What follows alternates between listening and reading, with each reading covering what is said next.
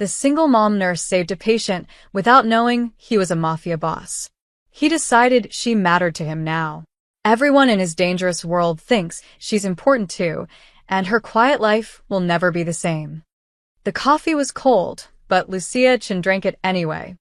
Midnight shifts at Chicago Memorial had a rhythm: 3 car accidents, 2 overdoses, maybe a stabbing if the moon was full. 20 minutes into her shift, the ER hummed with its usual chaos. A teenager with a broken arm, an elderly man with chest pains, a woman in labor who'd gotten lost on the way to maternity. Normal. Manageable. Boring. Then the doors exploded open. Not figuratively. The automatic sensors couldn't keep up with the force, and the reinforced glass shuddered in its frame. Lucia's head snapped up from the chart she was updating as 8 men in dark suits stormed into the ER like a SWAT team breaching a meth lab. The lead man, tall, barrel-chested, with a scar bisecting his left eyebrow, raised a pistol toward the ceiling. He didn't fire. He didn't need to. The ER fell silent except for the babies crying in room 3. "Everybody stops," the man barked. His voice had the flat authority of someone used to being obeyed. Nobody moves. Nobody calls the cops. 2 more men pushed through the entrance, carrying a third between them. The injured man's expensive suit was soaked black with blood. His head lolled forward, unconscious, shoes dragging across the linoleum and leaving wet red streaks. Dr. Morrison, the attending physician, stepped forward with his hands raised. "Sir, we need to." "Shut up," the scarred man, clearly the lieutenant, swept the gun across the room. "Your best surgeon." "Now." "I'm a trauma surgeon on duty," Morrison said, his voice steady despite the tremor in his fingers. "We'll take him to. He's got 3 gunshot wounds. Chest, abdomen, shoulder. He's been bleeding for 22 minutes. The lieutenant's eyes were black ice. "If he dies, everyone in this room dies with him. Starting with you, doctor." Lucia felt her pulse kick into combat tempo, the old familiar rhythm from Kandahar, from Helmand Province, from the forward operating base where she'd earned her trauma certification with mortar rounds whistling overhead. Her hands steadied, her vision sharpened. She'd left that life behind when Ethan was born. Traded her combat medic uniform for scrubs, firefights for night shifts, IEDs for drunk drivers. She'd promised herself she was done with violence. But violence, apparently, wasn't done with her. The men hauled their boss onto a gurney. Up close, Lucia could see he was younger than she'd expected, maybe 35, with sharp Mediterranean features going pale beneath olive skin. His breathing was shallow, rapid. Bad signs. Dr. Morrison approached, and Lucia saw his hands shaking as he reached for the man's wrist. Morrison was a good surgeon, great with scheduled operations, steady with standard trauma. But this wasn't standard. "Pulse is thready," Morrison announced. "BP is dropping. We need to get him to start transfusions." "How long?" the lieutenant demanded. "Prep time, anesthesia, surgical setup. 15 minutes minimum." The heart monitor screamed. The injured man's vitals crashed, the rhythmic beeping dissolving into a continuous wail. He was coding. Morrison froze. For one terrible second, every medical professional in that ER knew the same truth. This patient wouldn't survive 15 minutes. He probably wouldn't survive 5. The lieutenant raised his gun. "Save him." And Lucia moved. She didn't think. Thinking got soldiers killed. She pushed past Morrison, her fingers already finding the man's carotid, confirming what the monitor screamed. No pulse. She ripped open his shirt, buttons scattering like shrapnel. "Chest tube tray," she snapped at Jenny, the wide-eyed resident. "Thoracotomy kit. Crash cart. Move." "Lucia, what are you?" Morrison started. "He's got a hemothorax compressing his heart. Maybe worse. If we don't open him up right here, right now, he's dead in 2 minutes." She looked up at the lieutenant, meeting those cold eyes without flinching. "I can do this. But I need everyone to shut up and do exactly what I say." The lieutenant studied her for 3 seconds that felt like 3 hours. Then he nodded once. Lucia's training took over. Her hands became instruments of precision, moving with the muscle memory of 100 battlefield surgeries where sterile environment meant under a tarp while taking enemy fire. Jenny, glove me. Morrison, bag him. Keep oxygen flowing. You, she pointed at the youngest suited man, who looked barely 20, hold this light steady or he dies. The kid's hands shook, but he held the surgical lamp.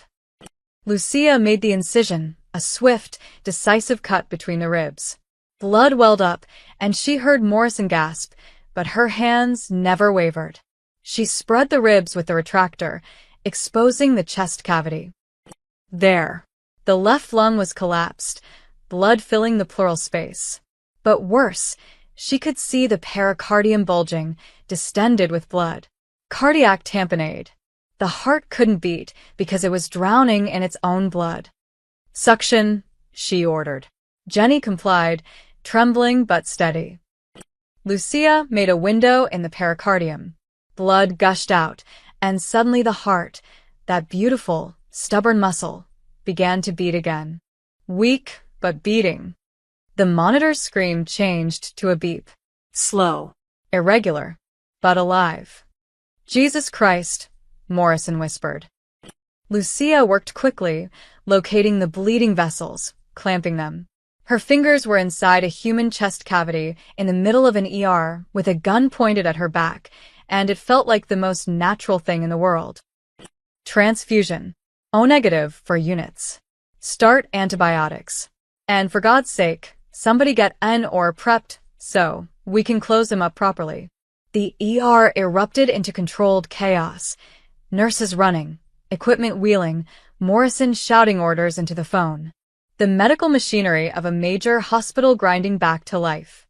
Lucia stepped back, her gloves slick with blood. The man on the gurney, whoever he was, whatever he'd done, would live. At least for now. The lieutenant lowered his gun.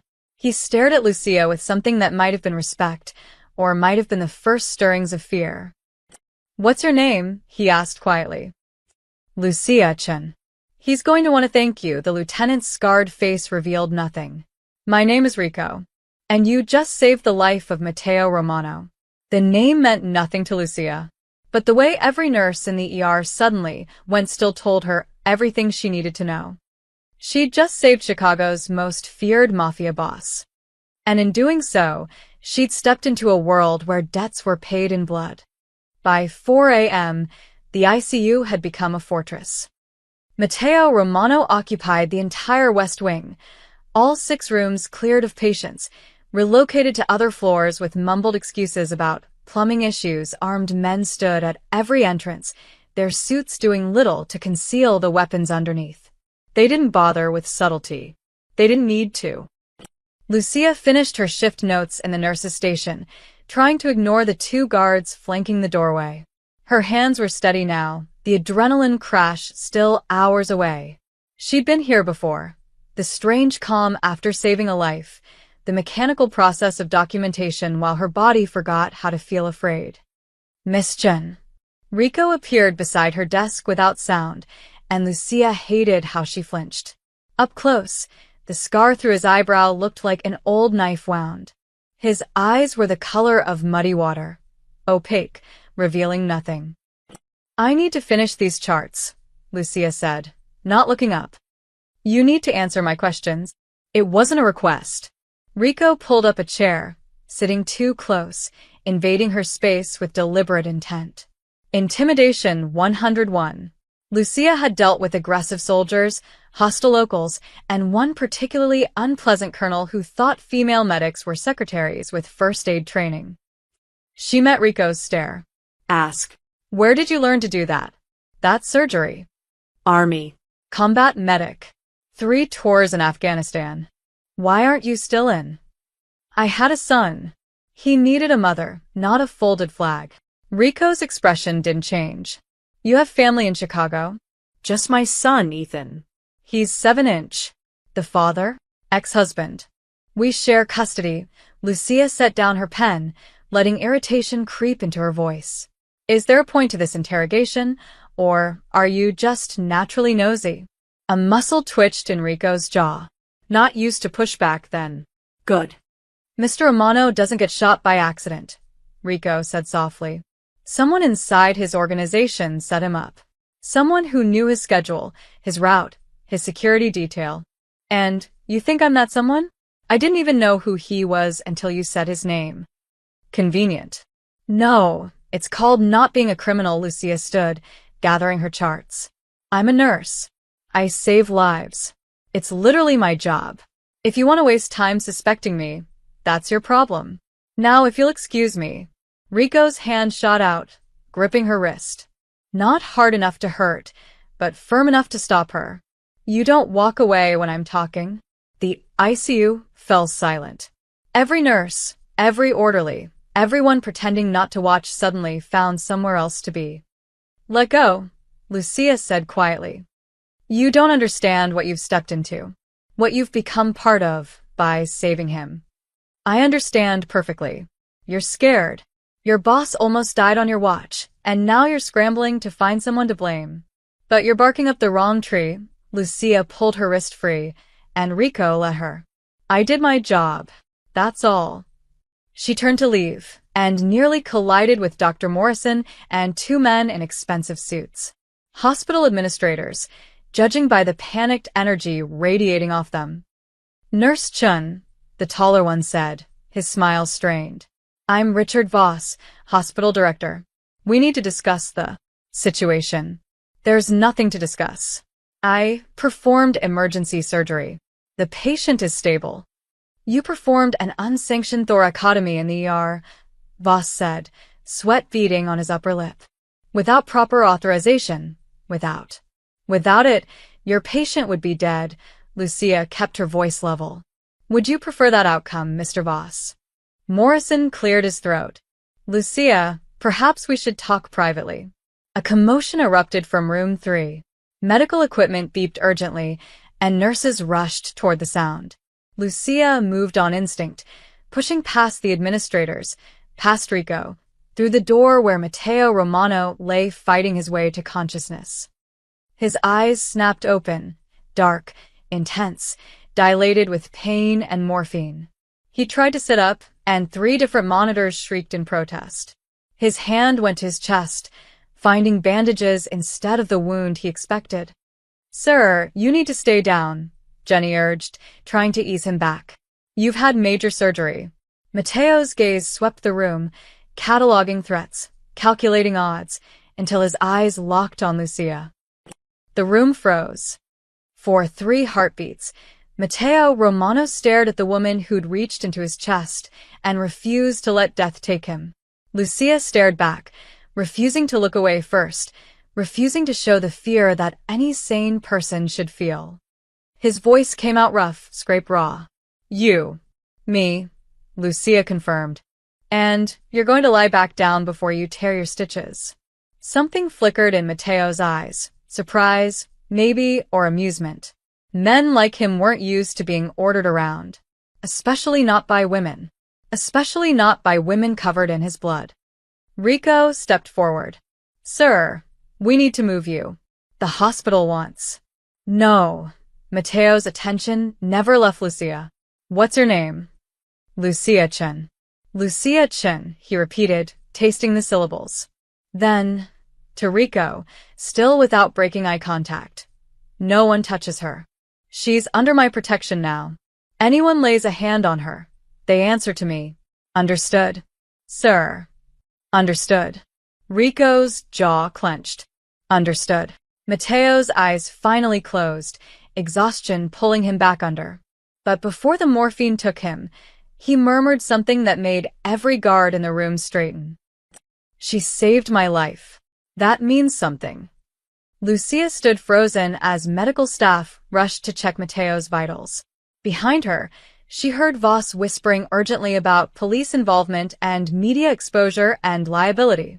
Rico brushed past her, his voice low enough only she could hear.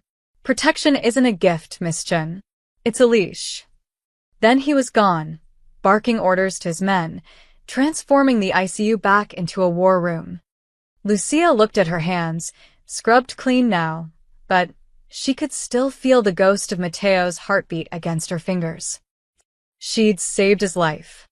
And now, somehow, he thought he owned hers. The October morning was cold enough that Lucia could see her breath. She pulled her jacket tighter, crossing the hospital parking lot toward her 10-year-old Honda. 6 a.m. Ethan would be waking up soon at Anthony's place, getting ready for school. She'd promised to pick him up after soccer practice, maybe grab pizza. Normal things. Safe things. A black sedan blocked her car. Two people leaned against it, a woman in a charcoal pantsuit and a man in a leather jacket that had seen better days. They had that unmistakable look, cops trying not to look like cops, which made them look exactly like cops. Lucia's stomach dropped. Lucia Chun? The woman pushed off the sedan, holding up a badge. Detective Sarah Brennan, Chicago PD. This is my partner, Detective Miguel Ortiz. We need to talk. I just worked a 12-hour shift, Lucia said. Whatever this is. It's about Mateo Romano. Ortiz had kind eyes, which somehow made him more dangerous. The nice cop. The one who made you think talking was safe. We know what you did last night. I saved a patient's life. That's my job. Your job is to report gunshot wounds, Brennan said. She was all edges, sharp cheekbones, sharper voice. Federal law requires medical professionals to notify police of any gunshot injuries. You didn't call us. His people made sure nobody did. Lucia's hands tightened on her bag strap. I was busy keeping him alive. Call the hospital administration if you want to file a complaint. We're not here to file a complaint, Ortiz smiled, but it didn't reach his eyes. We're here to offer you an opportunity. I don't want opportunities. I want to go home. Mateo Romano runs the largest organized crime syndicate in Chicago, Brennan said, circling slowly. Predator instincts. Drug trafficking, extortion, murder for hire. We've been trying to build a case against him for 3 years. And now you. She gestured at Lucia. You've got access we'd kill for. The parking lot suddenly felt very empty. Very exposed. I don't have access to anything, Lucia said carefully. I treated him. He's in ICU. That's it. That's not it. Brennan pulled out her phone, swiping to a photo. Security camera footage from the hospital. Mateo's hand reaching for Lucia's wrist. Rico leaning close, whispering. He put you under his protection. Do you know what that means? It means he's grateful. It means you're in. Ortiz stepped closer, voice dropping. Whether you want to be or not. His people will watch you, trust you, talk around you. You could be our eyes and ears inside his organization. Lucia laughed, a short, bitter sound. You want me to spy on the Mafia? The same Mafia that has armed guards outside his hospital room. The same Mafia that threatened to kill everyone in the ER if he died. We can protect you, Brennan said. Like you protected him? He got shot 3 times. Brennan's expression hardened. Work with us, or we'll make your life very difficult. Is that a threat, detective? It's a reality check. Brennan put her phone away. You have a son, right? Ethan Chun. 7 years old, attends Riverside Elementary. Custody arrangement with your ex-husband, Anthony Chun. Ice flooded Lucia's veins. Don't. We're not threatening your son, Ortiz said quickly, shooting Brennan a warning look. But think about it. How long before Romano's enemies find out you saved him? How long before they decide your leverage? You think your custody arrangement survives when CPS learns you're associating with organized crime? I'm not associating with. You think a judge sees it that way? Brennan leaned in. Single mother, working night shifts, now under the protection of a known criminal? Anthony could argue you're exposing Ethan to danger. Hell, he'd be right. The words hit like bullets. Lucia had fought tooth and nail for 50-50 custody after the divorce. Anthony had tried everything, claiming she was unstable, that her PTSD from Afghanistan made her unfit, that Ethan needed a stable home environment. Only her spotless work record and character witnesses had saved her. And now these detectives were threatening to destroy it all. You can't do this, Lucia whispered. We don't want to. Ortiz's voice was gentle, almost apologetic. We want Romano. You help us get him. We make sure your custody stays intact. We make sure CPS never gets a call about concerns regarding the mother's associations. Brennan pulled out a business card, pressing it into Lucia's hand. You have 48 hours to think about it. After that, we start making official inquiries. Hospital records. Background checks. The kind of paperwork that ends up in family court. This is blackmail. This is justice. Brennan's smile was cold. Romano has killed people, Lucia. Destroyed families. You really want to protect him? I want to protect my son. Then help us. Ortiz opened the sedan door. Call that number when you're ready to do the right thing. They drove away, leaving Lucia standing alone in the parking lot, the business card burning in her palm. Her phone buzzed. A text from Anthony. Running late. Can you pick up Ethan from school instead of practice? Need to talk about some things. The timing couldn't be coincidence. Lucia looked back at the hospital, where armed men guarded a Mafia boss who thought he owned her loyalty. Then down at the card, where detectives wanted to turn her into a spy. And somewhere in between, her 7-year-old son was the bargaining chip everyone wanted to play. She'd thought saving Matteo Romano would be the hard part. She'd been wrong. Lucia picked up Ethan at 3:15 p.m., her eyes gritty from lack of sleep. He bounced out of Riverside Elementary with his backpack hanging off one shoulder, soccer ball tucked under his arm, gap-toothed smile making her heart ache. Mom. Guess what? I scored 2 goals at recess. She hugged him tight, breathing in the kid smell of grass stains and grape juice. That's my champion. Dad says I'm getting really good. He says maybe I should practice more at his house. Ethan's voice carried that careful neutrality kids learn when their parents are divorced. Testing waters. Choosing words. You practice plenty, baby. Lucia buckled him into the back seat. How about ice cream before dinner? Dad says sugar before dinner is bad. Of course he did. Anthony had opinions about everything she did, her parenting, her job, her life. The divorce was 2 years old, but his criticism felt fresh every time Ethan parroted it back. Her phone rang as they pulled out of the school parking lot. Unknown number. Hello. Miss Chen, this is Patricia Knowles from Knowles Family Law. I represent you in your custody arrangement. Lucia's grip tightened on the steering wheel. Yes, I remember. We need to meet. Today if possible. Something's come up. The professional worry in Patricia's voice made Lucia's stomach clench. What happened? Not over the phone. Can you come to my office at 5? I know it's short notice, but this is time-sensitive. Lucia glanced at Ethan in the rearview mirror, absorbed in his iPad. I'll be there. Patricia Knowles had an office in a renovated brownstone in Lincoln Park, the kind of place that charged by the minute and made you feel it. Lucia left Ethan with her neighbor, Mrs. Rodriguez, promising she'd only be an hour. She was walking into a trap. She knew it, but knowing didn't help. Patricia was 50-something, with steel-gray hair and the exhausted efficiency of someone who'd seen every dirty divorce trick in the book. She didn't waste time on pleasantries. Anthony filed an emergency motion this morning. She slid a stack of papers across her desk. He's requesting a modification to your custody arrangement. He wants full custody with supervised visitation for you. The room tilted. What? On what grounds? He's claiming you're exposing Ethan to dangerous criminal elements. That your work environment has become unsafe. Patricia tapped the document. Specifically, he mentions your involvement with Matteo Romano. There it was. The hammer dropping. How does he even know about that? Lucia's voice came out strangled. It happened less than 24 hours ago. It hasn't been in the news. Someone told him. Patricia's expression was grim. Someone with access to hospital records or police reports. And they told him fast. The detectives. It had to be. Brennan's threat wasn't hypothetical. It was already in motion. I treated a patient, Lucia said desperately. That's all. I didn't know who he was. I was doing my job. I believe you.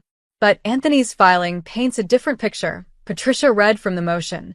The mother has willingly involved herself with known organized crime figures, placing herself, and, by extension the minor child, in direct danger.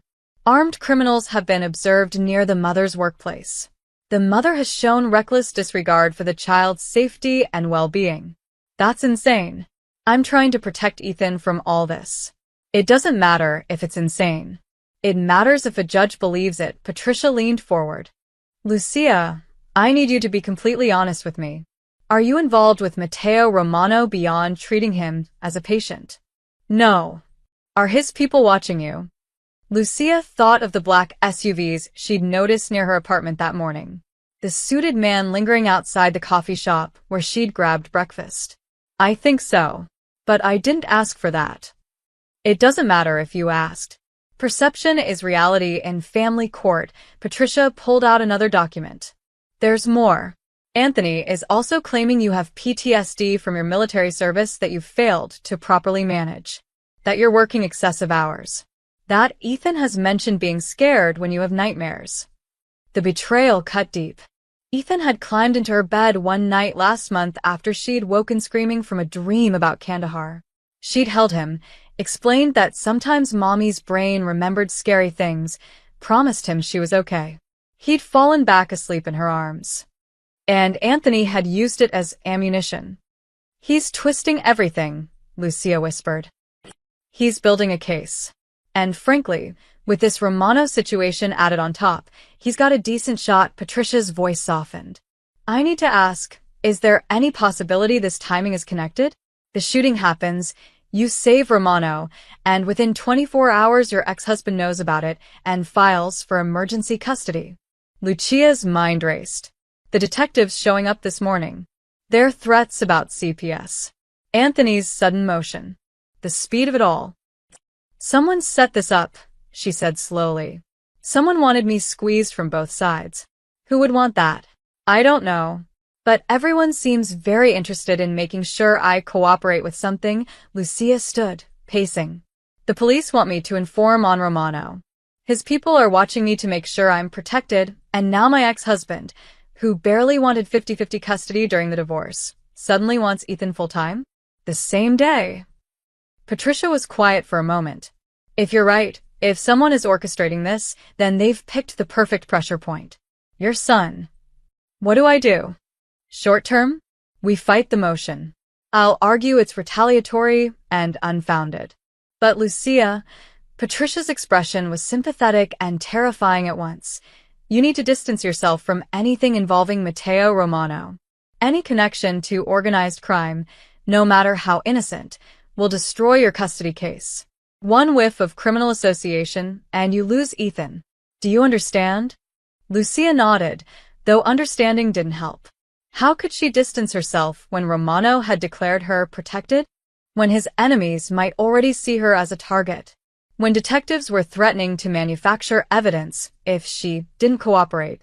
She was drowning, and everyone was holding her head underwater. The hearing is in 5 days, Patricia said. Stay clean. Stay away from anything that looks bad. And for God's sake, if the police contact you again, call me first. Lucia drove home in a daze. When she picked up Ethan from Mrs. Rodriguez, he was quiet, sensing her mood the way kids do. Mom, are you and Dad fighting again? No, baby. Everything's fine. But Ethan was 7, not stupid. He squeezed her hand. Don't worry, he said. I'll tell the judge. I want to live with you. And that nearly broke her.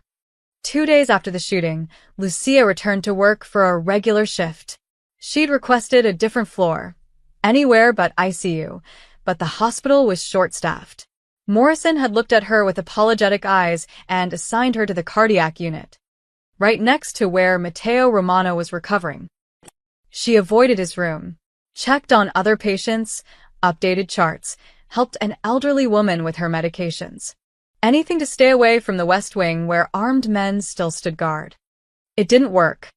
Nurse Chun Rico appeared in the hallway, his presence like a cold draft. Mr. Romano is asking for you. I'm busy, he insists. Tell him I'm not his personal nurse. There's a whole staff. He insists, Rico repeated, and this time there was steel beneath the words. Unless you'd like me to bring him down here in his condition? Lucia set down the medication tray, harder than necessary. 5 minutes. Rico's smile was thin. He'll be grateful. Mateo's room had been transformed. The standard hospital bed replaced with something larger, more comfortable. Fresh flowers on the windowsill, expensive ones, not bodega bouquets. A laptop on the side table, quietly playing what sounded like opera. The Mafia boss sat propped against pillows, still pale but significantly improved. His dark eyes tracked her as she entered, and she hated how aware she became of his attention. Miss Chin, his voice was stronger now. Please sit. I'm working. 5 minutes. You said as much to Rico, the corner of his mouth lifted. I heard you in the hallway. You're not quiet when you're angry. Despite herself, Lucia felt heat creep up her neck. What do you want, Mr. Romano? Mateo. He gestured to the chair beside his bed. Please. I don't bite. Your men threatened to kill everyone in the ER if you died. Forgive me if I don't trust your gentle nature. That earned an actual smile. Fair point. But I'm not going to hurt you. I wanted to thank you properly. You already had Rico tell me I'm protected, thanks received. That's not a thank you. That's a necessity. Mateo shifted slightly, wincing. You saved my life in a way that was impressive. Terrifying. Also impressive. Where did you learn to do that? Army combat medic. Afghanistan. You've seen war. Different kind than yours. Not so different. Mateo's expression grew thoughtful. You make decisions under pressure. Life or death in seconds. You don't hesitate. Is there a point to this conversation? The point is gratitude. He reached for something on the side table. A manila envelope, thick with papers. I want to offer you compensation. $250,000. Tax-free. Consider it a consulting fee. Lucia stared at the envelope like it might explode. No. It's not charity. You earned it. I don't want money from the Mafia. From a grateful patient, then. No, Lucia crossed her arms. I don't want anything from you, Mr. Romano. I did my job. You're alive. That's enough.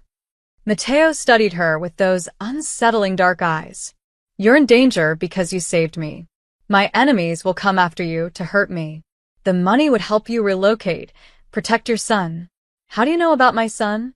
Lucia's voice went cold. I know about the custody hearing, about your ex-husband's sudden motion, about the detectives who cornered you in the parking lot. Mateo set the envelope aside. I make it my business to know about people who matter. I don't matter to you. I'm a nurse who happened to be working that night. You matter because you saved my life. In my world, that creates a debt. Mateo's tone was patient, explaining something he considered obvious. I pay my debts, then consider it paid. We're even. Done. That's not how this works. That's exactly how this works. Lucia leaned forward, meeting his gaze directly. I don't want your money. I don't want your protection. I don't want anything that ties me to your world. I have a son to think about, a custody battle to win, and associating with you makes all of that impossible.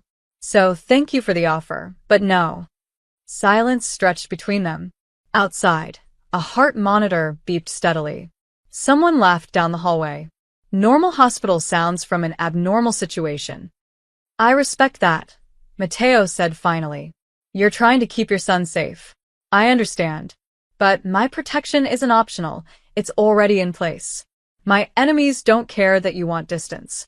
They'll come anyway. Then tell your men to leave me alone. I can't do that. Not until the threat is neutralized.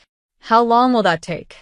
However long it takes to find who ordered my assassination. Mateo's expression hardened. Someone close to me. Someone I trusted. And when I find them, they'll wish they'd succeeded in killing me. The casual violence in his voice sent ice down Lucia's spine. This was the real Mateo Romano, not the grateful patient, but the man who'd built an empire on fear. She stood. I need to get back to work. Lucia, he stopped her with just her name.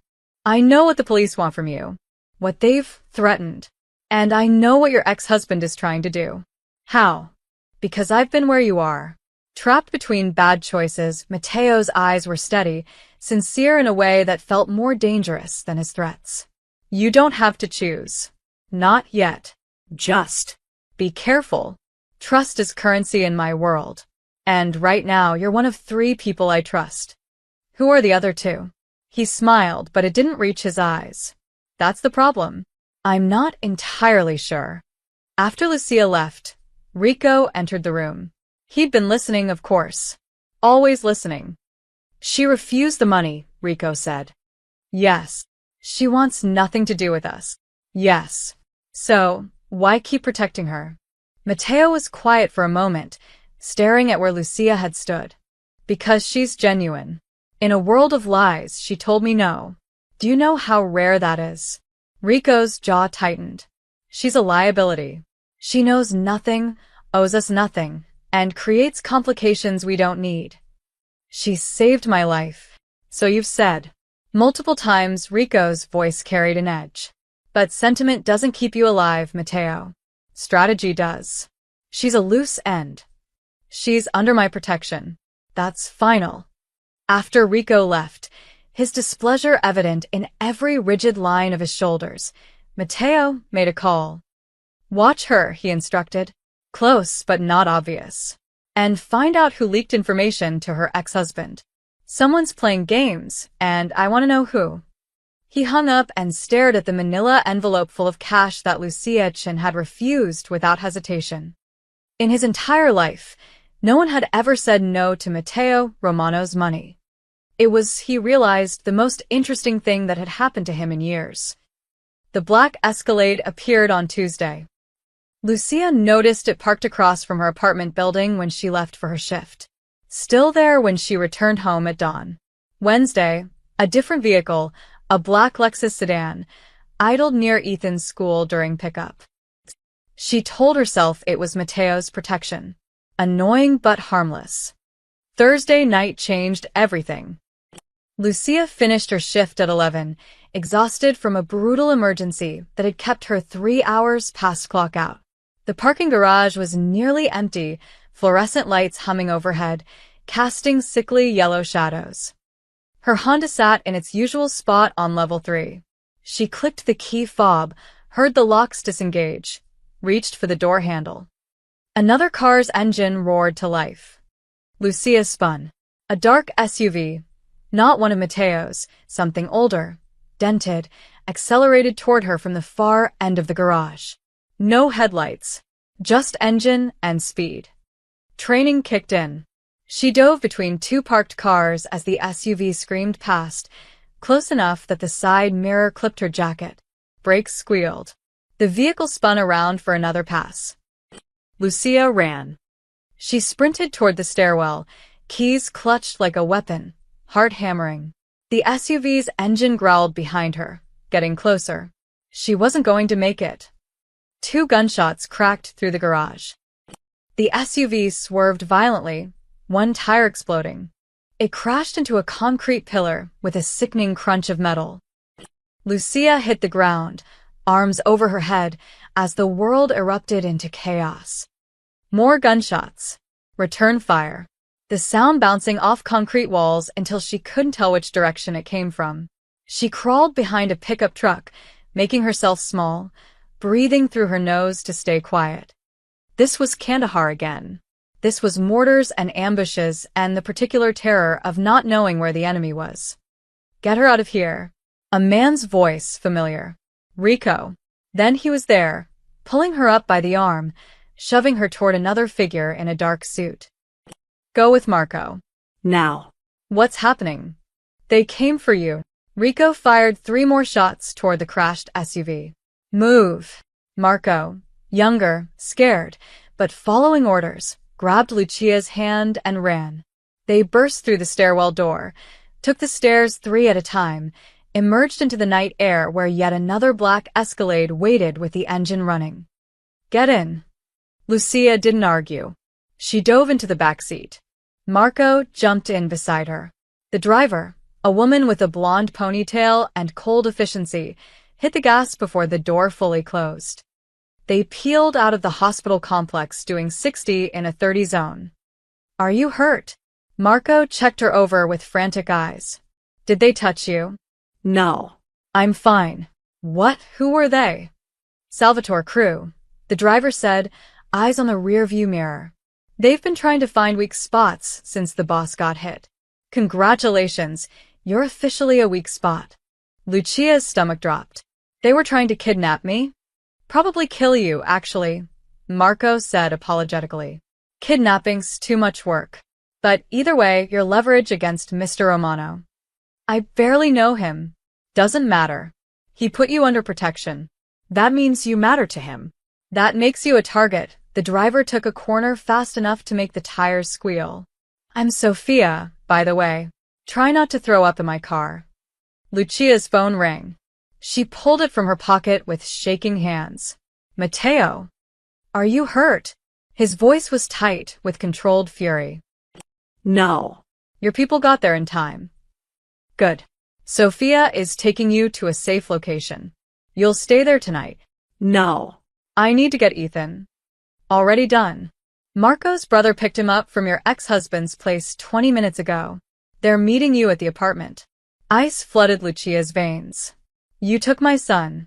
I protected your son, Matteo corrected. The same people who came for you know where he lives. They know his school schedule. They know everything. Would you prefer I left him exposed? Lucia wanted to scream, to throw the phone, to somehow reach through it and strangle this man who'd turned her entire life into a war zone. You had no right. I had every right. You're under my protection whether you want it or not. That extends to Ethan, his voice softened slightly. Lucia, I know you're angry. Be angry. But be angry and alive. Those men would have killed you tonight to hurt me. This isn't a game. I never asked for this. No, you asked to save my life. These are the consequences. The line went dead. Sophia pulled up to a building in River North, expensive, modern, the kind of place with doormen and security cameras everywhere. She led Lucia through a private entrance, up an elevator that required a key card, into a penthouse apartment that probably cost more per month than Lucia made in a year. Ethan sat on the leather couch, clutching his backpack, looking small and scared. A kind-faced man in his 40s sat nearby, Marco's brother, presumably, trying to make conversation about soccer. Mom.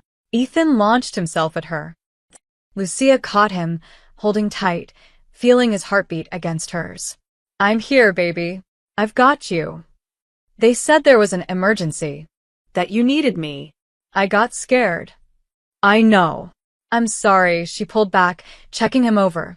No injuries, just fear. We're safe now. Why are we here? Whose house is this? Good question. Lucia looked at Sophia, who shrugged. Safe house. Belongs to Mr. Romano's organization. You'll stay here until the threat is neutralized. How long will that take? Depends how fast the boss finds who's trying to kill him. Sophia handed Lucia a phone, new, pre-programmed. Your number's compromised. Use this. Food's in the kitchen. Building security is ours. Don't leave without telling us first. This is kidnapping. This is protection. Sophia's expression was sympathetic but firm. I know it doesn't feel like a favor, but those men in the garage, they were going to put a bullet in your head and dump you in the Chicago River. This, she gestured around the luxury apartment, this is keeping you alive. After Sophia and the others left, Lucia stood at the floor-to-ceiling windows, looking out at the city lights. Behind her, Ethan had found the TV and was watching cartoons, his fear already fading the way kids' fears do when adults pretend everything's fine. But nothing was fine. She was trapped in a gilded cage, protected by the very people whose world had made her a target. Her son had been swept up in Mafia business. Somewhere out there, people wanted her dead. And Matteo Romano, the man she'd saved, now controlled every aspect of her life. Her phone, the new one, buzzed with a text from an unknown number. You're welcome. Lucia almost threw it across the room. 3 days in the safe house felt like 3 weeks. Ethan adjusted faster than Lucia. He thought the penthouse was cool, made friends with the guards who taught him card tricks, and treated the whole thing like an adventure. Kids were resilient that way. Or maybe just oblivious. Lucia spent the time pacing, making calls to Patricia about the custody hearing and avoiding the news coverage of gang violence near Chicago Memorial Hospital. They were calling it a turf war. Close enough to the truth. On the fourth night, Marco knocked on the door at 11 p.m. Mr. Romano wants to see you. Now? It's almost midnight. He's having complications. Chest pains. Won't let anyone treat him except you. Marco looked apologetic. He's insistent. Lucia glanced back at Ethan, asleep in the guest bedroom. I can't leave him. Sophia's here. She's got 3 kids of her own. He'll be safe. 20 minutes later, Lucia sat in the back of an Escalade, watching the city blur past. They drove north into Evanston, then beyond, into estate country where properties had gates and privacy and enough land that neighbors couldn't hear gunshots. Mateo's home was exactly what she expected, sprawling, modern, expensive in a way that whispered rather than shouted. Security cameras everywhere. Guards at every entrance. They led her through marble hallways to a study on the second floor. Dark wood, leather furniture, walls lined with books that looked actually read. A fire crackled in the fireplace despite the mild October evening. Mateo sat in a high-backed chair, laptop open, looking pale but composed. Rico stood near the window. 2 other men she didn't recognize occupied the other chairs. Older, expensive suits, the kind of men who made decisions that destroyed lives. Gentlemen, give us the room, Mateo said when Lucia entered. Rico's jaw tightened. Sir, we haven't finished. We'll continue later. Leave us. The men filed out, Rico last, throwing Lucia a look that promised violence if she stepped wrong. The door closed with a heavy click. You said you had chest pains, Lucia said. I lied. Mateo closed the laptop. I needed an excuse to bring you here that Rico wouldn't question. Have a seat. I don't want to sit. I want to go back to my son. In a moment. First, we need to talk. Mateo stood, moving carefully, one hand pressed to his ribs. The attack at the hospital wasn't random. The Salvatore crew doesn't move without orders from higher up. I figured that much out. What you don't know is why he crossed to a cabinet, poured 2 glasses of whiskey, offered her one. She refused. He shrugged and drank both. Someone in my organization set me up. Someone close enough to know my schedule, my route, my security detail. They gave that information to my enemies. Why tell me this? Because you're caught in the middle of it. And because, Mateo paused, choosing words carefully. I trust fewer people than fingers on one hand. You just became one of them. Lucia laughed bitterly. You don't know me. I know you refused $250,000. I know you saved my life twice now, once on the operating table, once by noticing those men in the garage before they killed you. I know you're honest in a world where honesty gets people killed. He met her eyes. That's more than I know about men I've worked with for years. That's insane. That's survival. Mateo returned to his chair, wincing. There's a traitor in my organization. Someone high up. Someone who wants me dead badly enough to risk war with the families. And you think I can help with that because you're outside it. You see things my people don't. He gestured to the chair again. Please. I'm recovering from being shot. Looking up at you is hell on my neck. Against her better judgment, Lucia Saturday. I'm playing weak, Mateo continued. Slower to recover than I actually am. More vulnerable. I need whoever ordered the hit to think they've damaged me enough to make another move. You're using yourself as bait. I'm smoking them out. But I need someone I trust watching, listening. Someone who wouldn't normally be in these conversations. I'm a nurse, not a spy. Exactly. No one suspects the medical staff. Mateo leaned forward. I'm not asking you to inform on me to the police. I'm asking you to help me find the person who's trying to kill me. The same person whose associates tried to kill you. Lucia's mind raced. This was insane. Every instinct screamed at her to refuse, to demand he take her back to the safe house, to somehow extract herself and Ethan from this nightmare. But Mateo was right about one thing. Someone had tried to kill her. And until that person was caught, she and Ethan were targets. What exactly are you asking me to do? Stay close. When I need medical attention, and I'm legitimately not fully healed, you provide it. Watch my people. Listen to what they say around you. Medical staff are invisible in my world. They see and hear everything. You want me to spy on your own organization. I want you to help me survive. There's a difference. Before Lucia could respond, voices erupted in the hallway. Raised angry. She recognized Rico's tone. Sharp, defensive. Can't keep making decisions based on sentiment. Watch your tone, another man's voice, soldier. He's still your boss. For how long? He's weak. Distracted. That nurse has him. The door opened suddenly. Rico stopped mid-sentence, his eyes going wide as he saw Lucia sitting in the study. For 3 terrible seconds, nobody moved. Then Mateo laughed, cold, dangerous. Please, Rico. Continue. I'm fascinated to hear what my second-in-command really thinks. Rico's face drained of color. Sir, I didn't. You didn't mean for me to hear? Or you didn't mean to question my judgment? Mateo's voice could have cut glass. Because it sounded very much like you were discussing my fitness to lead. The older man who'd followed Rico, the consigliera, Lucia realized, recognizing him from earlier, stepped forward smoothly. A misunderstanding. Rico was simply expressing concern for your health. We all want you fully recovered. Of course, Mateo's smile never reached his eyes. My health. How thoughtful. Rico's hand flexed at his side, unconscious tell, reaching for a weapon that wasn't there. Lucia saw it. And from the slight narrowing of Mateo's eyes, he saw it too. We'll finish this conversation tomorrow, Mateo said. When I'm feeling stronger. You're dismissed. After they left, the silence in the study was deafening. You see now, Mateo said quietly, why I need someone I can trust. Lucia's mouth was dry. Rico.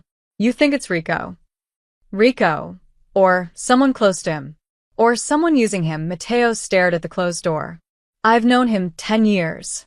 He's saved my life twice. And now I can't be certain he won't be the one to end it.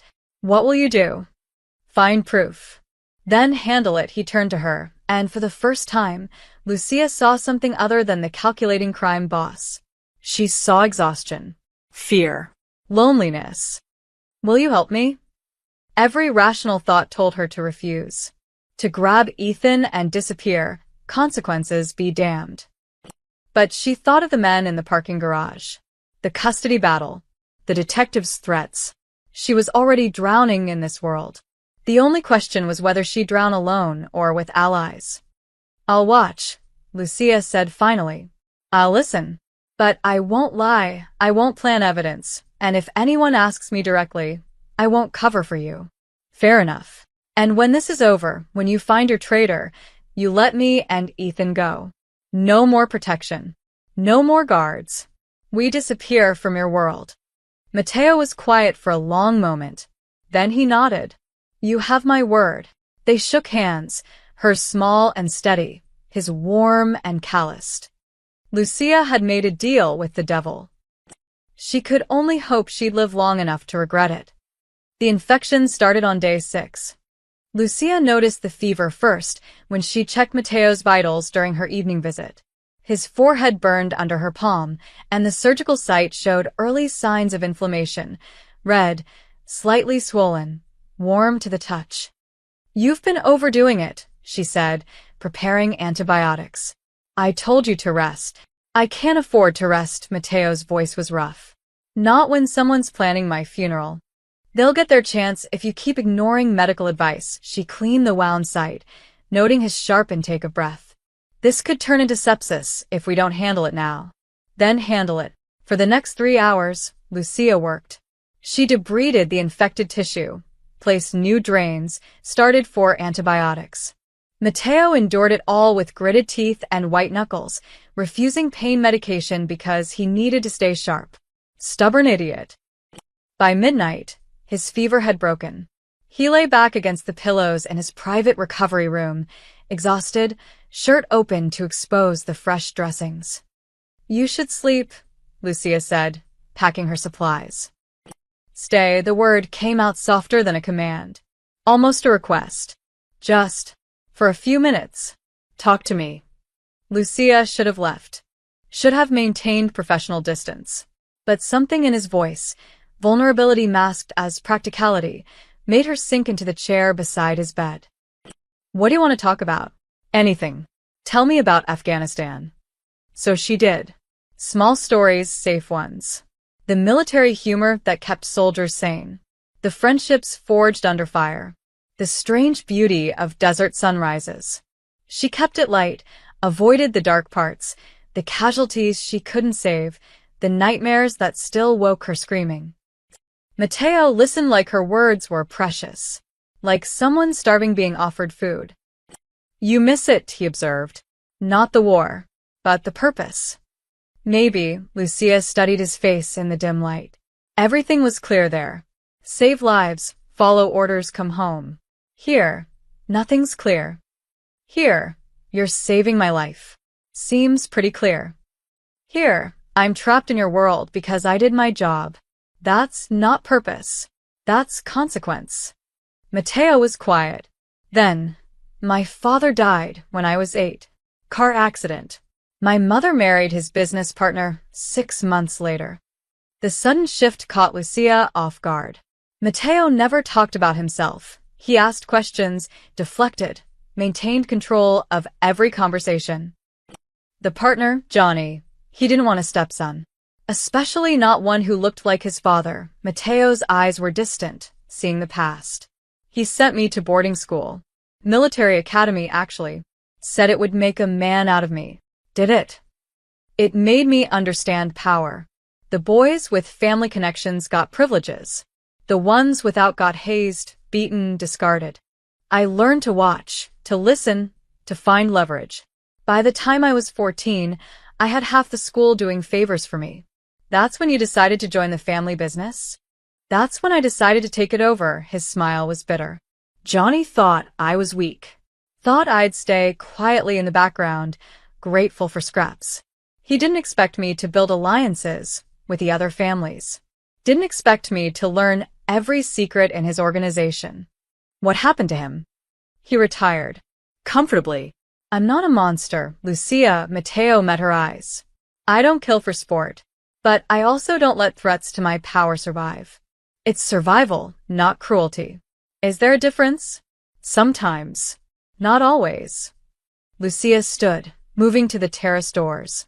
The night was clear, Chicago's lights spreading like fallen stars. Why tell me this? Because you asked me what I wanted to talk about. And I'm tired of pretending. Mateo's voice was rough with exhaustion and honesty. Do you know what it's like? Being surrounded by people, never trusting any of them. Every smile might hide a knife. Every conversation might be a trap. Sounds lonely. It is, he laughed quietly. You're the first person in years who looks at me and doesn't see what they can gain. You just see a patient who won't follow orders. Despite herself, Lucia smiled. A very stubborn patient. I've been called worse. She returned to his bedside, checking his for one more time. His hand caught hers, gentle, not demanding. Thank you, Mateo said. For staying. For listening. It's late. You need rest. Lucia, he held her gaze. When this is over, when you take Ethan and disappear from my world, I'll miss these conversations. Something twisted in Lucia's chest. Sympathy, maybe. Or recognition, one lonely person seeing another. Get some sleep, Mateo. She left before he could say anything else. Before she could examine why his loneliness resonated so deeply. Across town, in a private room at an exclusive club, Rico met with the consigliera. Vincent Caruso was 62, silver-haired, with the smooth manner of someone who'd orchestrated murders over expensive wine. He'd been with the Romano family for 30 years, serving Mateo's father before him. He's getting soft, Rico said, accepting a glass of scotch. The nurse has him distracted. Good, Vincent smiled. Distracted men make mistakes. The second attempt failed. Our contact with the Salvatore crew is dead. Mateo's tightening security. Then we changed tactics, Vincent leaned back. He cares about the woman now. And her son. They've become his weakness. Rico frowned. You want to hit the kid? I want Mateo broken before we kill him. Grieving. Vulnerable, Vincent's eyes glittered. The woman saved his life twice. He's emotionally invested in keeping her safe. When she dies, when her son dies, and Mateo realizes he couldn't protect them despite all his power, he'll be destroyed. He'll be careless. And that's when we strike. Vincent raised his glass. To new strategies. Rico clinked glasses, but his expression was troubled. The woman's innocent. The kid's 7 years old. This is business, Rico. Not personal, Vincent's voice hardened. You wanted to take over the organization. This is the price. Are you in, or should I find someone with a stronger stomach? Rico thought of Mateo's distrust, his weakening grip on power, the empire that could be his if he just had the courage to take it. I'm in. Good. I'll make arrangements. Something tragic. An accident, perhaps. Gas leak in that safe house where they're staying, Vincent smiled. Mateo will blame himself. He'll spiral. And when he's at his lowest, you'll be there to take control. Reluctantly, of course. For the good of the organization. And if he suspects, he already suspects. But suspicion without proof is meaningless. Vincent finished his drink. By the time he has proof, he'll be too devastated to care. In his recovery room, Mateo lay awake, staring at the ceiling. His chest ached, not from the surgery but from something harder to name. He'd told Lucia the truth. He was tired of pretending, tired of isolation. And for the first time in his carefully controlled life, that terrified him more than any assassin. The emergency custody hearing was scheduled for Friday morning at 9 a.m. Lucia wore her best professional outfit, navy blazer, modest blouse, pearl earrings her mother had given her, armor for a different kind of battle. Patricia sat beside her at the plaintiff's table, organizing documents with practiced efficiency. Across the aisle, Anthony looked smug. His lawyer, expensive, the kind you hired when you suddenly had money, whispered something that made him smile. Judge Ellen Hartwick entered, and everyone stood. She was in her 50s, reputation for being tough but fair. Lucia had researched her obsessively. Hartwick had 3 kids of her own. Surely she'd understand. Be seated. This is an emergency hearing regarding modification of custody for minor child Ethan Chin. Judge Hartwick adjusted her glasses. Mr. Patterson, you filed the motion. Make your case. Anthony's lawyer stood, a shark in a $1,000 suit. Your Honor, my client seeks full custody with supervised visitation for the mother due to serious concerns about the child's safety and well-being. He presented evidence like a prosecutor building a murder case. Photos of black SUVs outside Lucia's apartment. Hospital security footage showing armed men in the ER. News articles about gang violence near Chicago Memorial. A CPS report filed 2 days ago citing concerns about Lucia's associations with known criminals. The mother has become involved with Mateo Romano, a documented organized crime figure. Patterson continued. She's currently residing in a location she refuses to disclose, surrounded by armed guards, with the minor child present. This is not a stable environment. Your Honor, Patricia stood quickly. My client saved Mr. Romano's life in her capacity as a medical professional. She has no personal relationship with him.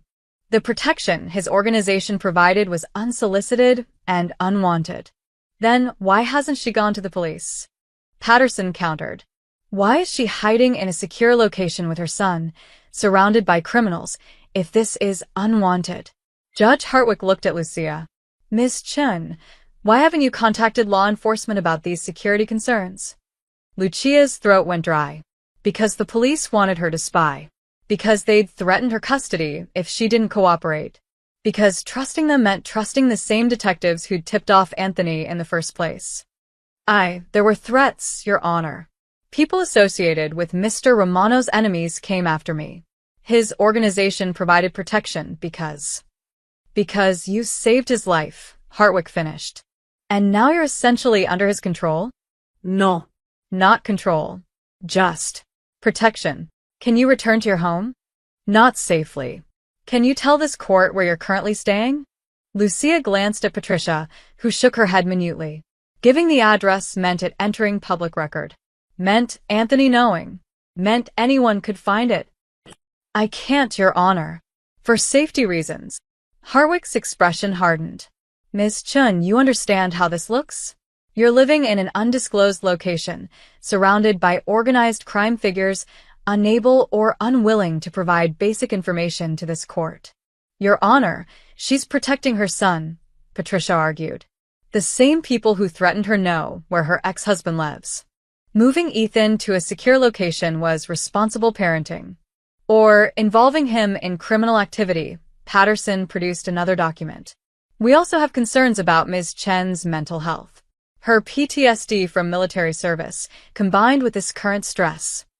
My PTSD is managed, Lucia interrupted.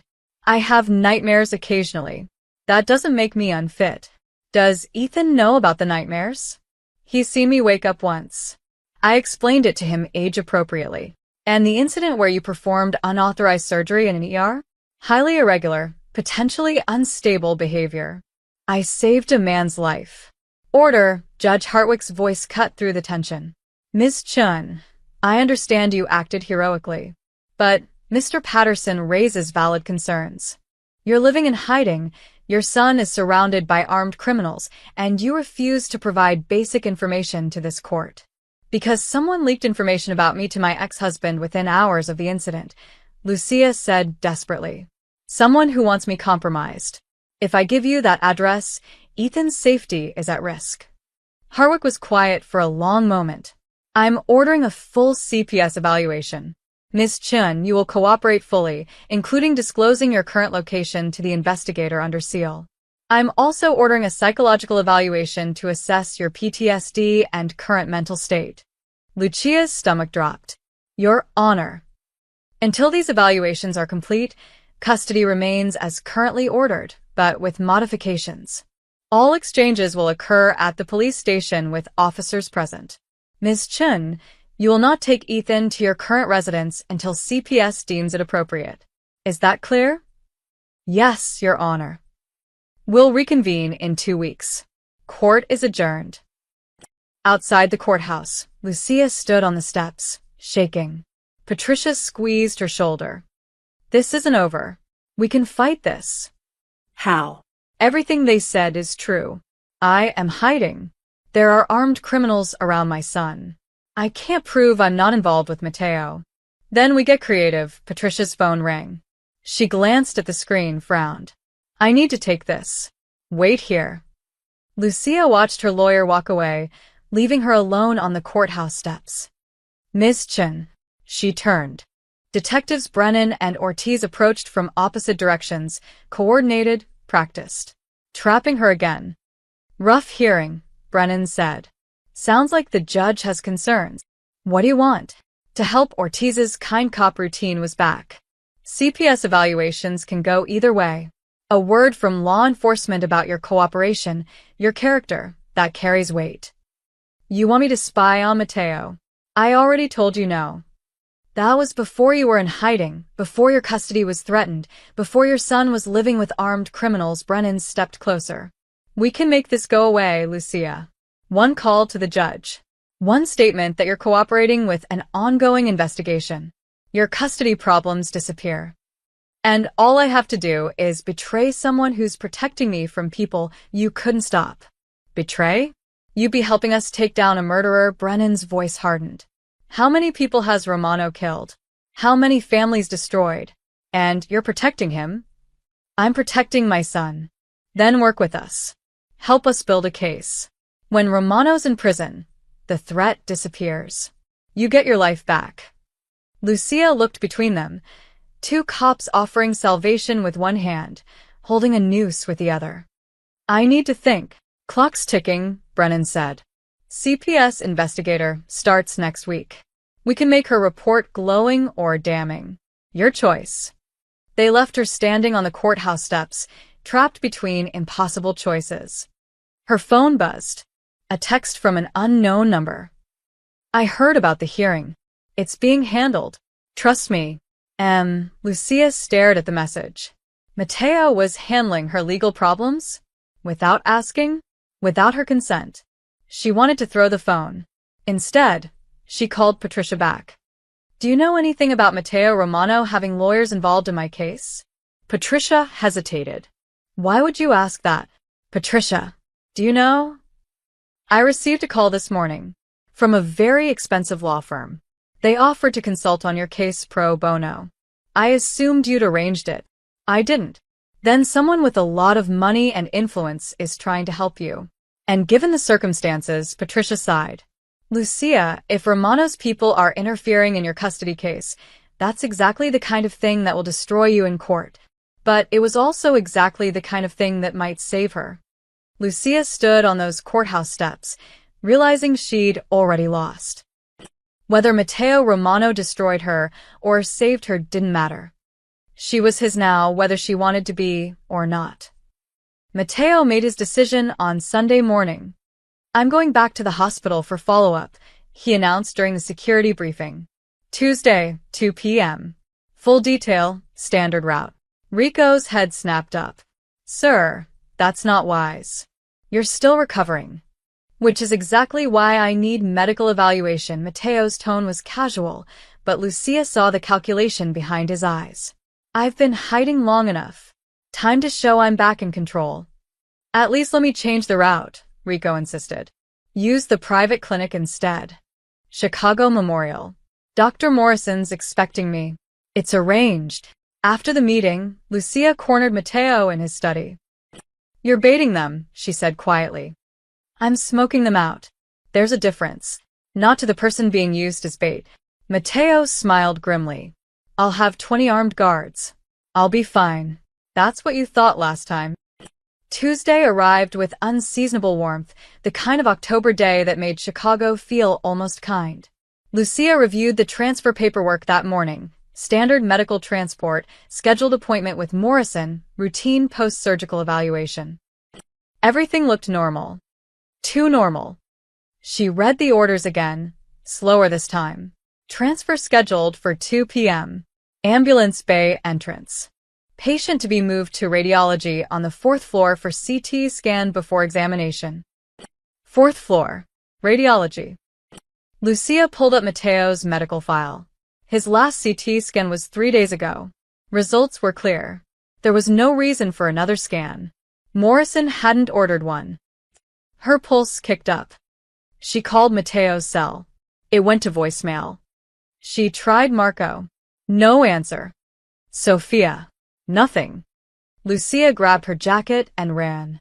The convoy was already forming when she burst into the estate's motor court. 3 black SUVs, engines running. Mateo emerged from the house with Rico at his side, flanked by guards. Stop, Lucia shouted. Don't go. Every gun turned toward her. She froze, hands raised. Stand down, Mateo ordered. Lucia, what's wrong? The transfer orders. They're wrong. Someone added a CT scan that wasn't scheduled. Morrison didn't order it. Rico stepped forward.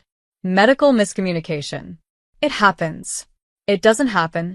Not with routine transfers. Lucia kept her eyes on Mateo. Someone altered the orders. Why would they do that unless they're planning something at the hospital? She's paranoid, Rico said, but his voice was too controlled. Too careful. Sir, we're running late. Which floor is radiology? Mateo asked quietly. 4th, Lucia said. With rooftop access. The silence that followed was deafening. Mateo looked at Rico. Really looked at him. Did you review the transfer orders? Of course. Everything checked out. Who approved the CT scan? Morrison's office called yesterday. Said they wanted updated imaging before the examination. Call them, Mateo ordered. Verify. Now. Rico pulled out his phone, but his hand was shaking slightly. He dialed, waited. It's going to voicemail. Try the hospital directly. Marco made the call. Spoke briefly. His face went pale. Morrison's office never called about imaging. The nurse I'm talking to says the doctor specifically noted that no further scans were needed. Every guard tensed. Hands moved toward weapons. Mateo's voice was deadly calm. Rico, did you alter the transfer orders? Sir, I would never. Did you? The orders. Rico's hand moved. Not toward a phone. Toward his gun. Everything exploded. Rico fired first, not at Mateo, but at Marco, who dropped with a cry. Then chaos erupted as half the guards turned on the other half. The ones loyal to Rico against the ones loyal to Mateo. Lucia hit the ground as bullets tore through the air. Mateo dove behind an SUV, returning fire with a pistol he'd drawn from somewhere. A guard fell beside her, blood spreading across the pavement. This was Afghanistan. This was the FOB under attack. This was what she'd trained for. Lucia crawled to the fallen guard. Neck wound, arterial. She ripped off her jacket, pressing it against the bleeding. Stay with me. Keep pressure here. More gunfire. A window shattered. Someone screamed. Mateo appeared beside her, breathing hard. We need to move. Blood bloomed across his shirt. His stitches had torn. You're bleeding, Lucia said. I'm aware. We need. A black helicopter rose above the tree line. Not one of Mateo's. The side door opened, and a rifle barrel emerged. Rooftop sniper wasn't the plan, Mateo said grimly. They're adapting. The helicopter circled, looking for a shot. Rico and his loyalists had retreated into the house, trying to flush Mateo out into the open. Can you move? Lucia asked. Do I have a choice? She helped him behind better cover, a stone fountain, substantial enough to stop bullets. His shirt was soaked with blood now. The surgical site had completely reopened. I need to stop the bleeding, she said. Later, when we're not actively being shot at. If you lose consciousness, we're both dead. Mateo laughed, painful, but genuine. You make a compelling argument. Lucia worked fast. She packed the wound with cloth torn from her shirt, applied pressure, secured it with his belt. Not proper medical care, but enough to buy time. The helicopter descended lower, emboldened. The sniper was lining up a shot. Sophia emerged from somewhere, firing at the aircraft. The sniper flinched back. Not hit, but disrupted. Vincent set this up, Mateo said through gritted teeth. Rico's been working with my consigliera, my own advisor. We can analyze betrayal later. Right now. The helicopter landed in the clearing beyond the motor court. 6 men poured out, professional, military-grade equipment. Not regular crew. Hired killers. This is bad, Sophia said, ducking beside them. Agreed, Mateo checked his ammunition. Ideas? Lucia looked at the fountain, the SUVs, the positioning. You said you trust me? Yes. Then when I say run, you run. Understood. What are you? Understood. Mateo nodded. Lucia grabbed a fallen guard's pistol. She'd qualified expert marksman in the army. Hadn't fired a gun in 7 years. Muscle memory better hold. She stood, aimed at the helicopter's fuel tank, and emptied the clip. The helicopter exploded. In the chaos, the fireball, the screaming, the sudden panic, Lucia shouted, "Run!" They ran. Sophia covering, Mateo stumbling, Lucia half-carrying him. They made it to a service entrance through the kitchen into a panic room Mateo kept hidden behind the wine cellar. The steel door sealed. Silence descended. Mateo collapsed against the wall, breathing hard. That was insane. That was Tuesday. Lucia was already checking his wound. Bleeding but controlled. You'll live. Thanks to you. Again. We're even now. Twice saved, twice paid. Mateo caught her hand. We're not even. We'll never be even. You keep choosing to save me when the smart play is to let me die. I'm a nurse. Comes with the job description. No, his eyes were intense, serious. This comes from you. And I won't forget it. Outside, sirens wailed. Police, fire trucks, ambulances. The battle was over. And somewhere in that burning estate, Rico and Vincent Caruso would be running. But not for long. The estate burned for 3 hours before the fire department contained it. By then, Mateo had already set his trap. Rico escaped. Sophia reported from her position at the hospital. Vincent, too. They're in the wind. No, they're not. Mateo sat in his hospital bed, looking pale and weak, convincingly so. The torn stitches were real. The exhaustion was real. But the helplessness was performance. They think I'm vulnerable. Wounded. That the assassination attempt nearly succeeded. Lucia finished updating his for. You're using yourself as bait. Again. 3rd time's the charm, he smiled grimly. Vincent will come. He's too close to victory to stop now. And Rico thinks he can take what's mine if he just pushes a little harder. And when they come, we'll be ready. Vincent Caruso made his move 3 days later. He arrived at the hospital with appropriate concern, flowers in hand, flanked by 2 bodyguards. The picture of a loyal advisor checking on his wounded boss. Mateo had been moved to a private suite on the top floor, secured, isolated, exactly where a paranoid crime boss would recover. Rico met Vincent in the hallway, their conversation low and urgent. Lucia watched from the nurse's station, pretending to update charts. A small microphone in her pocket, courtesy of Mateo's tech specialist, captured every word. Barely hanging on, Rico said. The doctor says he might not make it through the week. Tragic, Vincent's voice carried false sympathy. But perhaps it's time to discuss succession. The organization needs leadership. Mateo trusts you. If you recommended me as interim boss, let's discuss it with him. While he's still lucid enough to make decisions. They enter Mateo's room.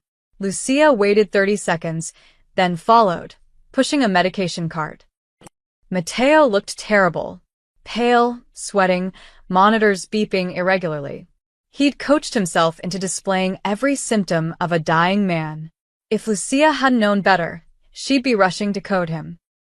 Vincent, Mateo's voice was weak. Good of you to come. Of course. We need to discuss the organization's future. Vincent sat beside the bed, all grandfatherly concern. You're in no condition to lead. Perhaps it's time to step aside. Temporarily, of course. You think I should retire? I think you should rest. Let Rico manage day-to-day operations. Under my guidance, Vincent smiled. You've earned peace, Mateo. Let others carry the burden. And if I refuse? Vincent's expression hardened. Then you force my hand. Lucia's pulse kicked up. This was it. Rico moved toward the door, locking it. His hand went to his jacket. Gun. You were always sentimental, Vincent continued, standing. Your father had the same weakness. He trusted me too, right up until the accident that killed him. Mateo's monitors beeped faster. You killed my father. I made sure the brakes failed, yes. He was going soft. Just like you, Vincent nodded to Rico. The nurse is unfortunate collateral. Make it quick. Rico drew his weapon, turning toward Lucia. She moved on instinct, grabbed the crash cart, shoved it hard into Rico's legs. He stumbled, gun wavering. She lunged, using every dirty fighting trick from military training, grabbed his wrist, twisted, drove her knee into his groin. The gun clattered across the floor. Rico roared, swinging at her. His fist caught her cheek, stars exploding across her vision. She rolled with a punch, came up with a scalpel from her pocket, always kept one on hand, and pressed it against Rico's throat. Don't move. Vincent lunged for the fallen gun. Made it 3 steps before Sophia kicked the door open, weapon raised. Marco and 6 other guards poured in behind her. You were saying something about making it quick? Mateo sat up, no longer weak, no longer dying. He ripped off the heart monitor leads. I've been recording for the past 5 minutes. Your confession about my father. Your attempted coup. All documented. Vincent's face drained of color. Mateo. Vincent Caruso, you've served my family for 30 years. And you murdered my father to position yourself for a takeover that took 3 decades to attempt. Mateo stood, moving carefully but steadily. Rico, you're a disappointment. I trusted you. You're weak, Rico spat, even with Lucia's scalpel at his throat. That nurse made you soft. That nurse just saved my life for the third time. While you were trying to end it, Matteo nodded to Sofia. Take them. As guards restrained both men, Matteo pulled out his phone. Played a recording. Anthony Chen's voice. Tinny, but clear. How much are we talking? Vincent's voice. 50,000. File for emergency custody. Make it about her criminal associations. We'll feed you information. Anthony. And if she fights it? Vincent.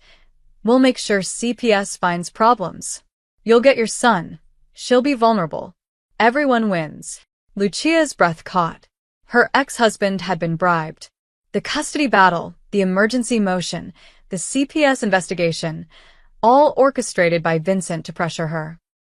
I had someone retrieve that from Vincent's phone yesterday, Matteo said quietly. Your ex-husband recorded the conversation himself. Insurance, I suppose. Criminals rarely trust each other. Anthony is currently being arrested for conspiracy and accepting bribes to commit perjury. Matteo met her eyes. Your lawyer has the recording. The custody case will be dismissed by Monday. He'll be lucky if he keeps his visitation rights. Lucia's knees went weak. It was over. The betrayal, the custody fight, the trap that had been closing around her from every side, unraveled by one recording. Why? She asked Vincent. Why go after me? Vincent smiled bitterly. Because Matteo cared about you. That made you useful. Control what he cares about, control him. But you were tougher than expected, he looked at Rico. We underestimated her.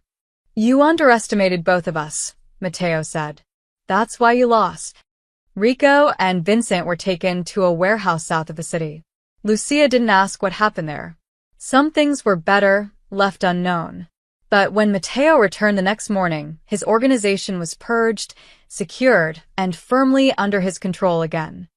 The detective team, Brennan and Ortiz, received an anonymous package containing evidence of their attempts to coerce a civilian and leak protected medical information. Internal Affairs would be very interested. And Anthony Chin faced conspiracy charges that would make any custody battle impossible. Lucia sat in the hospital cafeteria the next day, drinking coffee that actually tasted good for once. Matteo joined her, moving stiffly but healing. It's over, he said. Is it? Vincent and Rico won't hurt anyone again. The Salvatore crew accepted a peace offering. Your custody case is resolved. The detectives are occupied. He smiled slightly. Yes, it's over. Lucia should have felt relief. Instead, she felt exhausted. What now? Now you decide. Matteo met her eyes. I promised you could disappear. Take Ethan and go. I'll keep my word. Or you stay. Not as someone under my protection. As someone I trust. As he hesitated. As a friend. Lucia thought of Ethan. Of their life returning to normal. Of the promise she'd made herself to stay away from violence. But she also thought of Matteo's loneliness. Of the trust they'd built. Of how sometimes the right choice wasn't the safe one. I'll think about it, she said. And Matteo smiled, real, genuine, reaching his eyes. That's all I ask. 6 weeks later, autumn had fully claimed Chicago. The leaves in Lincoln Park turned gold and crimson, and the morning air carried the crisp promise of winter. Lucia stood in her apartment, her real apartment, the one she'd left 2 months ago, packing the last of the boxes. The safe house had been comfortable, but never home. Now, with Vincent and Rico gone, with Anthony's custody case dismissed and his visitation reduced to supervised hours, she could finally return. A knock at the door. She checked the peephole, habit now, always checking, and opened it. Matteo stood in the hallway wearing jeans and a leather jacket instead of his usual expensive suits. He looked younger somehow, healthier. The haunted exhaustion that had shadowed his eyes was gone. I hope I'm not interrupting, he said. Just packing. Come in. He entered carefully, taking in the modest space, children's drawings on the fridge, Soccer trophies on the shelf, the comfortable chaos of a real home. So different from his estate's cold elegance. Coffee, Lucia offered. Please.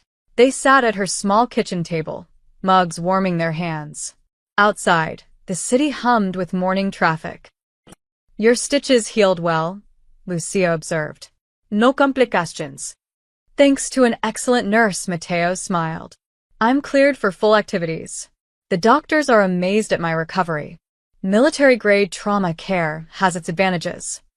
That's not what I meant, he set down his mug. I meant you. Not just the medical treatment. Everything. Lucia didn't know what to say to that. I came to make you an offer, Matteo continued. Not as a boss. Not as someone you're obligated to. Just. As someone who's grateful. You already handled my legal problems. That was more than enough. That was justice. Anthony committed crime. Vincent used him. I simply expedited consequences. Matteo leaned forward. What I'm offering now is different. Lifelong protection for you and Ethan. Not guards following you. Not restrictions on your life. Just the knowledge that if anyone threatens you, they answer to me. You go about your normal life. I stay in mine. But you're never vulnerable again. That sounds like a leash with a longer chain. It's insurance with no strings attached. His voice was earnest. Lucia, you saved my life 3 times.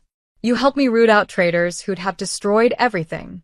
You asked for nothing in return. That's rare in my world. That deserves protection. Lucia studied his face, the sincerity there, but also the loneliness. The same isolation she'd seen that first night when he'd confessed his exhaustion with pretending. I'll accept your protection, she said slowly. On conditions. Name them. First, Ethan never knows about your business.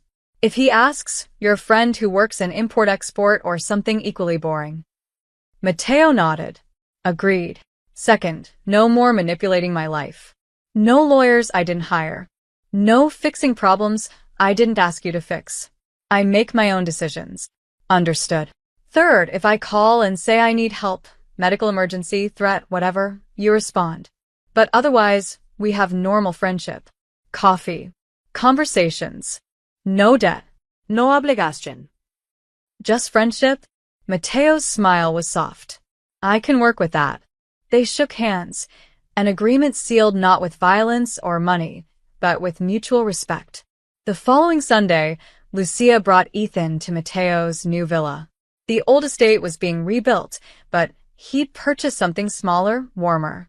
Less fortress, more home. Ethan had been nervous about meeting Mom's friend from the hospital, but the nervousness lasted about 5 minutes.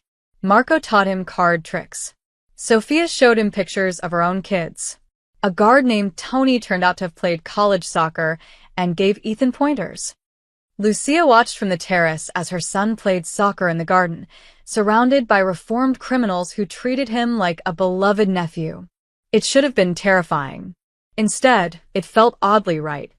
He's a good kid, Matteo said, joining her with 2 glasses of wine. Smart. Quick. You've raised him well. I've tried. You've succeeded. Matteo watched Ethan score a goal, his men cheering like it was the World Cup. Do you know what the difference is between us? Between my world and yours. About 1 million laws and several moral boundaries? He laughed. Yes, that. But also this, you build things. I maintain them through fear. You create life. I navigate death. You saved me not because you had to, but because that's who you are. You could be that person too.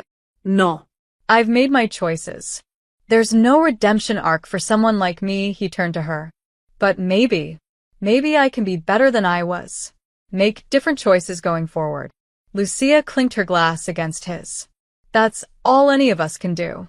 They stood in comfortable silence, watching Ethan play. The sun warmed their faces. The city sprawled below them, beautiful and brutal and full of possibility. Matteo Romano had been saved 3 times, twice from death, once from himself. And Lucia Chen had found something unexpected in the wreckage of violence, genuine friendship forged in impossible circumstances. They weren't redeemed. They weren't transformed. but they were changed. And sometimes that was enough. Ethan ran up, breathless and grinning. Mom, did you see? I scored 5 goals. I saw. Champion, she hugged him close. This boy who'd survived his parents' divorce, a custody battle, and briefly living among criminals with his resilience intact. Can we come back next week? Tony says he'll teach me corner kicks. Lucia looked at Mateo, who raised an eyebrow. The decision was hers. We'll see, she said, the answer parents give when they mean yes but don't want to commit. Ethan cheered and ran back to the game. Thank you, Mateo said quietly. For what? For staying. For trusting me. For showing me what it means to have something worth protecting that isn't built on fear. Lucia smiled. You're welcome. They both walked through fire and emerged scarred but standing. The brave single mom and the dying mafia boss, now just 2 people trying to build something good from the ashes of violence. It wasn't a fairy tale ending, but it was real and honest and theirs. And sometimes that was the best kind of ending of all.